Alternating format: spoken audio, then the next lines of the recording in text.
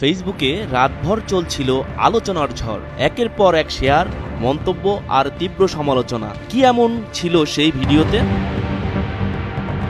একটি কক্ষে প্রবেশ করছেন এক তরুণী, হাতে একটি ব্যাগ, ভেতরে অপেক্ষায় ছিলেন এক যুবক। কিছুক্ষণ পরেই ব্যাগ থেকে বেরিয়ে আসে বোতল, টেবিলে রাখা হয় একাধিক ওয়ান টাইম গ্লাস। যুবকটি কম্বল টেনে নেন আর তরুণী মোবাইল ফোনে ব্যস্ত হয়ে পড়েন। এরপর তরুণীর হাতে উঠে আসে বোতলটি, যা মুহূর্তেই সামাজিক যোগাযোগ মাধ্যমে তৈরি করে আলোড়ন।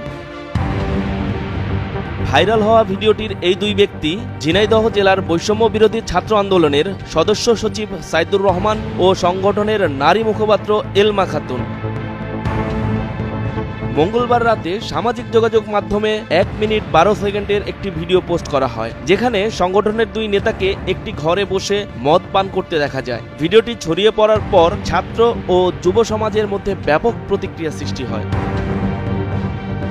ভিডিওটি ভাইরাল হওয়ার পর সাধারণ শিক্ষার্থী ও রাজনৈতিক মহলে তীব্র প্রতিক্রিয়া দেখা দিয়েছে। কেউ কেউ বলছেন এটি তাদের ব্যক্তিগত বিষয়, তবে অনেকেই দাবি করছেন আন্দোলনের নামে যারা নেতৃত্ব দিচ্ছেন তাদের নৈতিকতা নিয়ে প্রশ্ন তোলা উচিত। সংগঠনের কেন্দ্রীয় নেতারা এ বিষয়ে এখনো কোনো আনুষ্ঠানিক বক্তব্য দেননি, তবে ভিডিও প্রকাশের পর সংগঠনের ভাবমূর্তি নিয়ে বিতর্ক শুরু হয়েছে, যা ভবিষ্যতে তাদের কার্যক্রমে প্রভাব ফেলতে পারে বলে মনে করছেন সংশ্লিষ্টরা।